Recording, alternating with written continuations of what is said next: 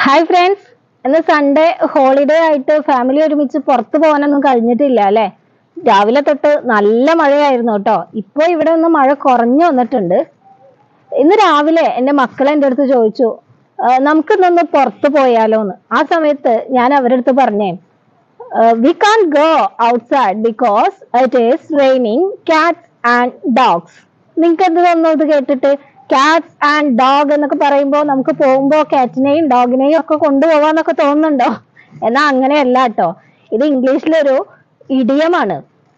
Rain Katz and dogs എന്ന് പറഞ്ഞ to rain heavily എന്നാണ് അർത്ഥം. ഭയങ്കരമായിട്ട് മഴ പെയ്യുന്നു എന്നാണ് അർത്ഥം.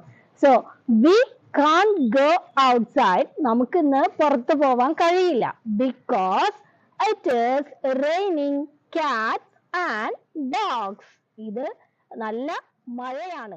ഓക്കെ.